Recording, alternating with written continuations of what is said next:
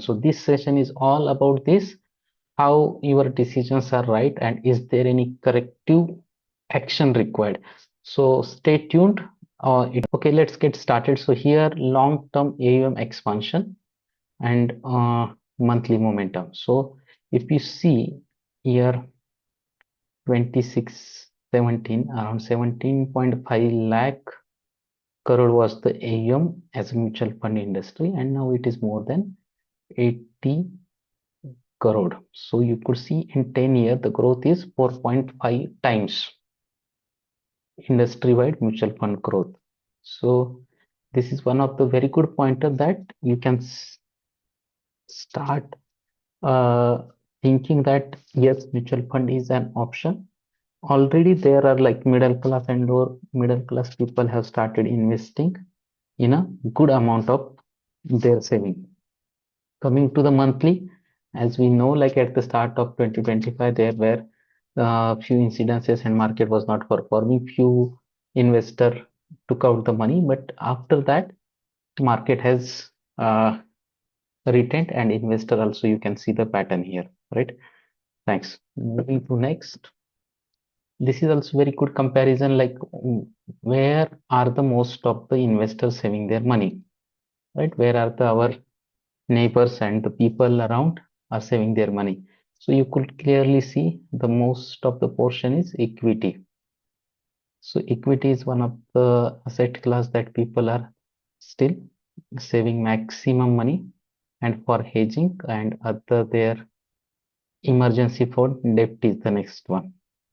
And we'll see as we go on. So in the funds type, flexi is becoming the area of interest, followed by sectoral, thematic, and mid cap is still an area of interest. So these are the pattern for the last year that people had choose to invest. Coming to net inflow, year by year, how the inflow has increased. Okay, so that is, you can see there was some 2018 to 424, but now it has again picked up. So that is very good inflow, that inflow coming to the mutual fund. People are becoming aware that equity returns are better compared to any other asset class, and they have started choosing mutual fund as an option. And on the right hand side, you could see that monthly uh, uh, January, February was positive. March, lot of investor took out the money, but then market could again bring back that money, and there are more investors by now. Critical volatility had a sharp peaks in April and October, correction outflows in March and December. Categories wise, inflow distribution. Where was the most of the money coming in last year? So you could clearly see equity has came to 56k crores compared to any other asset class, then debt, and then hybrid and other scheme. On the fund side, flexi is the most performing. Small cap is and mid cap is the other sectors, but you could see that ELSS has been moving out. Means most of the purple, and then sector and thematic is coming up. So this is the another pattern that we have seen. People are taking out money from the ELSS or dividend yield funds, and they are now focusing on sectoral or thematic. People are okay to take little higher risk. As you become more aware to the industry, your risk taking capability increases. That is the correct picture or the data she is showing. New fund launch, okay, new fund offering. So you could see that these are the new fund offering and their collection year-wise. There was a very good trend from 2021 to 2025. There is some break in 2026 about new fund offering. So it looks like it's a stabilization period, and most of the already customized policies are in place. And as per market requirement, there are chances, but now there is no immediate requirement of new NFOs. NFOs offering has chosen like sectoral thematic funds most of the offering. Okay, then investment participation. So as you know, like market was volatile, but the number of investors coming and participating into the market are keep growing, right? That is what it is showing that from January till December, it is 22 to 26 crore people has become, and it is continuously growing. There were some SIP accounts got closed in early months, but then again, this has recovered by the end of year.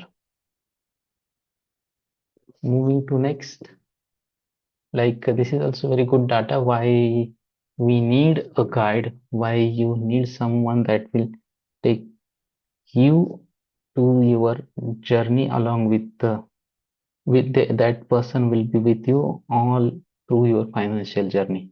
So if you see, like if it is a direct plan, you are directly purchasing from the stock exchange or directly purchasing from the mutual fund house, that is called as a direct plan. Here you can clearly see only 4% people are staying more than 5 years, and here 13% people are staying more than 5 years. So this, and as you know, the cumulation, the compounding effect happens after 5 years plus. If you stay more than 5 years, then only the compounding effect happens. And for that, you will need a guide, someone who can take you through the journey, volatility, and predictability. So that's the key here. Similar to that, asset-wise distribution, like as we were discussing, in direct plan, less than 1 year is 30%, and 5 years and more 20%. Here, see, less than 1 year, there are only 19%. So people are staying back, and more than 5 years, almost 34, 35%. So that is the advantage of being choosing a mutual fund distributor, which can guide you and make you realize that the funds are correct and you are on track for your goals. Stay invested, stay invested, stay focused. Okay, what happens in case of direct plan? Even though you choose the right funds, sometimes our psychology does not suit to the market environment, and you need someone to guide you for the market scenarios. SIP contribution by the industry, you can see there was a dip early months, but it has recovered. Active and passive year wise. So active passive funds means the funds that are directly following the indices or sectorial indices. Active means managed by the fund manager is choosing some fund strategy. Okay, so you can clearly see that now people preference is going to the active fund, which are kind of replica of the indices, right? This is the chart showing that people are getting interested into passive funds. Average SIP book, you can see here like number of SIPs increasing every year. So in 2016, it was 3,660 crore. Now it has grown to 28,517 crore, and it will keep growing. Monthly SIP contributions, there are almost a pattern that 30k crores newly contribution to monthly SIPs. Yearly SIP contribution to gross sales, equity and hybrid. So 2016 SIP contribution was 16%. Now it has increased to 35%, even though there is a volatility as per market scenario. This is month wise. There is a decrease in SIP contribution, but year on year there is an increase. So we know as soon as markets start correcting and giving the positive result, there will be chance that SIP book will correct. Passive fund, passive equity fund schemes. As we discussed, these are the increasing growth of passive funds has been grown up from 12,000 crore to 85,000 crore. This is what we discussed.